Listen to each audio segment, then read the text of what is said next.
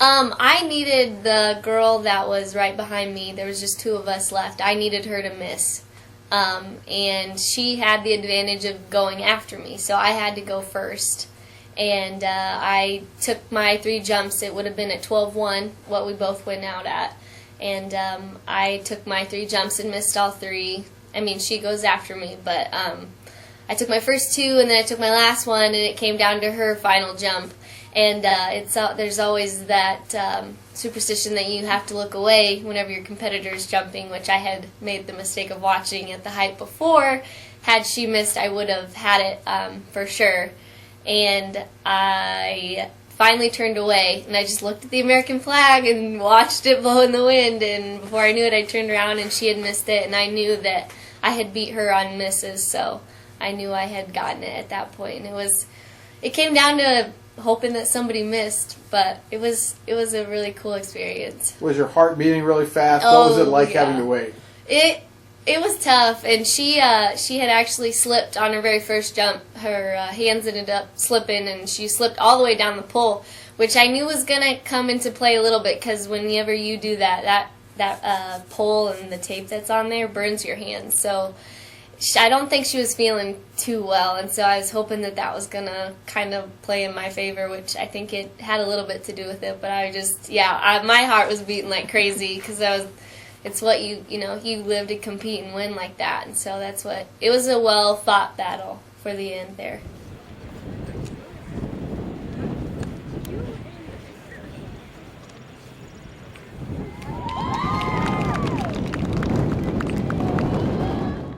You know you're the winner. You see her miss, or you hear that she missed, or whatever.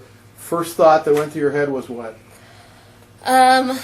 First thought was probably just like, holy cow. I mean, for me, I've always been a very progressive pole vaulter and just athlete. I've always started not so well and just really had to work my way up. I mean, it's never really came to me easy, and so it was kind of a relief. As I said earlier, I've been working really hard the past couple years, and I've been working hard and not really getting a whole lot out of my hard work, and finally I think all that muscle memory came together for me this season a little bit, and it was almost a relief just to be like, thank goodness that it's not going to waste. And but it was awesome. My teammates immediately hugged me, and we were all really, really excited, and it was a really great feeling. Well, so what made the difference? Was it just a matter of being persistent and continuing to work hard and having faith, or was there some kind of a turning point for you? I think it was just, following the training that my coaches have given me for the past couple years, and doing those to my best ability, and working hard at that, and just getting that muscle memory. Because in high school, I had developed some not so good habits as a jumper, and it takes time to work those out of your system and then work the correct form and back into your system. So I think the muscle memory was finally kind of kicking in and working in my favor for me. How much of this meet in particular was kind of mental? How much mental stuff did you have to do? It's funny you say that, because it was supposed to storm Friday. It never did end up raining, but it was supposed to. The cold front was supposed to come in, and the wind was supposed to come from the north and run into the south. And so when we arrived Friday morning, the pits were already set up to where we would be running with the wind. And competition started at 2. So I started jumping probably around like 2:45, 3 o'clock. And so I knew that was, the storm was supposed to come in later in the afternoon, so that was going to work out really well. But when we first get there and start warming up around 1, there was a really, really small wind coming from the south, so a headwind for us. Mm-hmm. And the other athletes from a certain school started freaking out and wanted to switch the pits. They had to switch the pits because we were running into a headwind, and my teammates and I said, no, it's forecasted to come from the north. We just need to leave them alone. Well, enough athletes wanted to switch it, we had to switch.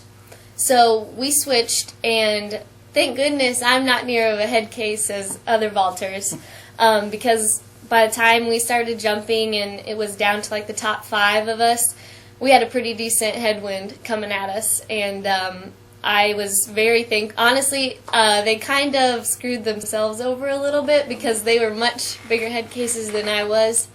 And so for me, I have gotten better. In high school, I tend to be a little bit, I'd get inside my own head, but as I've gotten older, I've gotten rid of that habit, and I was very thankful because that wind, you could tell, was getting to those girls, and it wasn't affecting me much, and so I think that also had to do with me being able to win, because they started freaking out, and then one of them had mentioned, actually, man, I don't know where our tailwind went. It was just really funny because you knew it was going to happen, and you hated to see it happen like that, and I would have loved to have won with a tailwind because I knew I could have got on some big pulls, but it was just as nice to be like, I told you so. I knew the wind was going to come out, but I was fine mentally on Friday. I tried to keep cool and calm and collected, and I was able to do that, which helped me a lot, and it was opposite for my competitors, actually. The track meet goes on. Do you talk to your competitors while you're competing? Do you get to know them at all? I know one of the girls from Bellarmine pretty well. I had met her earlier in the indoor season, and it would have been the third time I had seen her. And I had asked her about classes because we had talked about our majors and things, and I've gotten to know her pretty well, but the other top competitors are all from Missouri S&T, and I have not gotten to know them very well, but at the end I made sure, obviously, to congratulate everybody, so I had brief conversations with them afterwards, and everyone's pretty excited for the summer, but yeah, I know the Bellarmine girl pretty decently. Medal ceremony was held at night, or the next night, but at night, as I would imagine the last kind of thing you do there. What was that like to hear your name called and get to go up and get your medal? It was exciting. It's, as I said earlier, it's something that you work hard for, and it's something that it's something I've always worked for, but never really knew if it was attainable. And so that was a really great experience to have them call my name this time, and I am excited that I'm only a junior, and so I'm hoping that they'll get to hear my name again next year.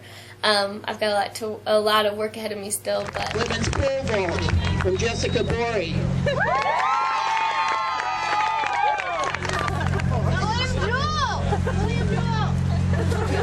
William Jewell, sorry. Just more so. I was waiting for the J for Jewel. It didn't come there. Okay. Women's. It was really cool, and getting to go up there and get my medal, and then Brittany Riley was called almost immediately after that, so I got to stand up there with her, and so it was a really, really cool experience.